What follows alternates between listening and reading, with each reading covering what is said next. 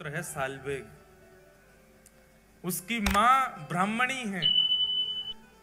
हठ पूर्वक एक क्रूर राजा के सेनापति ने एक ब्राह्मण कन्या का हरण कर लिया। तब गर्भ से जन्म लेता है साल्वेग, कालवेग का बेटा साल्वेग। मां मन में विचार करती है कि अब मेरे साथ जो हुआ सो हुआ, लेकिन कम से कम मैं अपने पुत्र को भगवत भक्त तो बना दूं। अपने पति से छुपा छुपा करके श्री जगन्नाथ जी की मधुर रस चर्चा कथा सुनाती है। साल्वेग धीरे धीरे बड़ा होने लगा। एक दिन गांव के बहुत सारे वैष्णव बैलगाड़ियों में बैठ करके जा रहे थे। साल्वेग ने मां से पूछा, ये सब कहां जा रहे हैं? तब मां ने बताया, जिन जगन्नाथ जी की कथा तो सुनता है ना रात्रि में, वही जगन्नाथ रथ में आरूढ़ होकर के अपनी मैया से मिलने जा रहे हैं साल्वेग, और उनको अपनी मां तक ले जाने के लिए सब वैष्णव इकट्ठे हो रहे हैं। साल्वेग कहता है, मां मुझे भी दर्शन करना है श्री जगन्नाथ जी का। मां कहती है, नहीं बेटा, तू अगर गया तो तेरे पिता कितने क्रूर हैं तू जानता है ना, तुझे मार देंगे, और तू अगर चला भी गया तो शायद लौट के आए तो मैं जीवित नहीं मिलूंगी। तू एक काम करना, यहीं से जगन्नाथ का स्मरण कर ले। तू तो जानता है ना, तूने तो बचपन से सुना है उनका स्वरूप कैसा है। उनके रथ का नाम बता जल्दी। साल्वेग कहता है, नंदी घोष। मैया के घर का नाम बता जल्दी। बोले, गुंडीचा। भैया का नाम बता। बोले, बलभद्र भैया। तू सब तो जानता है, तो यहीं बैठ के स्मरण कर लेना उनका।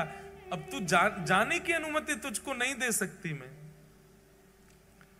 तब साल्वेग अपने घर की छत पे ही बैठ गया है, और वहीं से ही जगन्नाथ जी की दिशा में खड़े होकर के, अरे नीलाचल पर्वत के मतवाले हाथी जगन्नाथ, मैं जानता हूं, मैंने कभी देखा नहीं है, पर मुझे पता है आप मतवाले हाथी की तरह उछल उछल करके उस नीलाचल पर्वत से उतर करके आते हो। लेकिन हाथी का एक स्वभाव होता है कि वो जब भी कमल के वन को देखता है तो कीचड़ में प्रकट हुए कमल को सूंड से पकड़ करके पैरों से रौंद देता है। मोआर तनलनी बनकु कर दलन। हे जगन्नाथ, मेरे हृदय रूपी आर्त के सरोवर में जो दुनिया भर के कमल प्रकट हो गए, जो मुझे आपसे मिलने से रोक रहे हैं, चाहे वो मेरे पिता हो, चाहे वो मेरी जाति हो, इन सब कमलों को अपने हाथ से पकड़ करके रौंद दीजिए ना।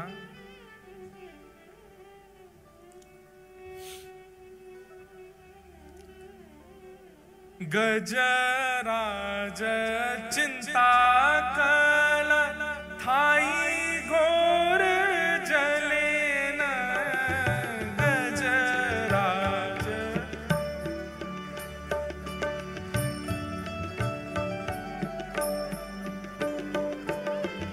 गजराज चिंता कल थाई घोर जले न। गजराज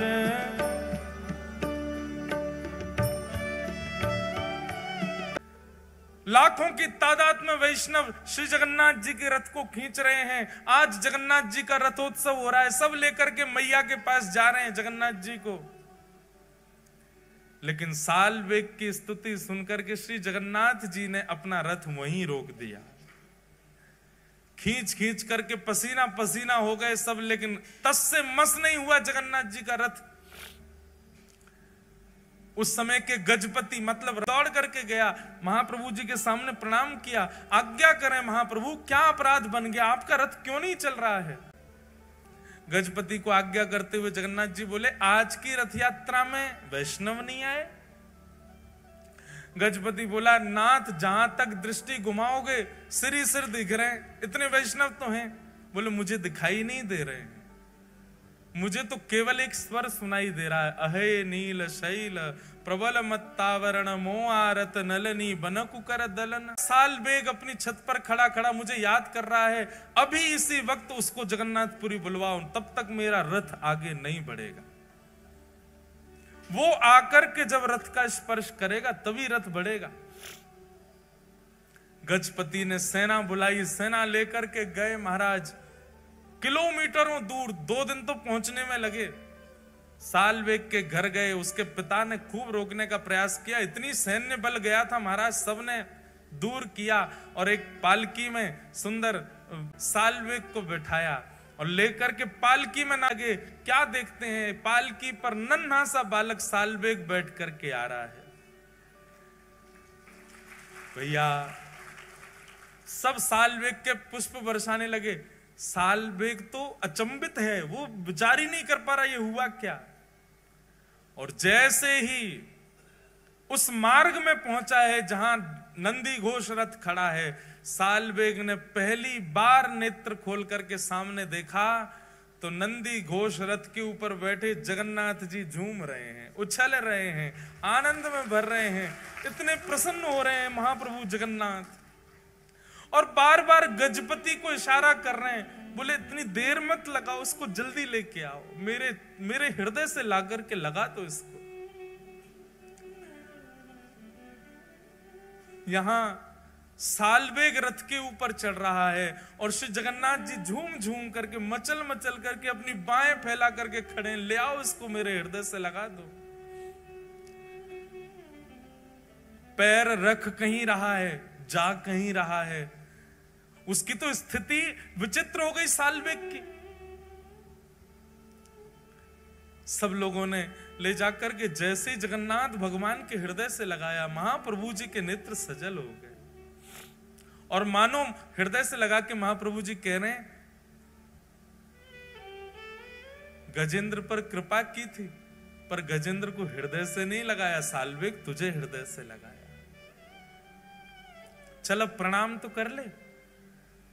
सालवेग तो फूट फूट के रो रहा है, कितने कृपालु हैं नाथ, कितने दयालु हैं जगन्नाथ।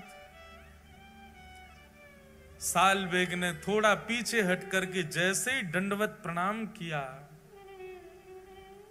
सब भक्त प्रतीक्षा करते रहे लेकिन सालवेग उठा नहीं और वहीं सालवेग ने अपने प्राण त्याग दिए, श्री जगन्नाथ जी में ही विलीन हो गए। ये बंधुओं वर्षों पुरानी कथा है, पर आज भी महाप्रभु जगन्नाथ जी जब गुंडीचा जाते हैं, सालवेग की समाधि पर आज भी जगन्नाथ जी का रथ होता है और आज भी सालवेग की स्मृति में कुछ पंडा पुजारी वहां सालवेग को याद करके इस स्तुति को सुनाते हैं और आज भी अनुभव होता है जब सालवेग की स्तुति गाई जाती है, श्री जगन्नाथ जी थोड़े थोड़े झूम जाते हैं। आज भी सालवेग का स्मरण करके श्री महाप्रभु जी आनंदित हो जाते हैं। बोलो जगन्नाथ महाप्रभु की।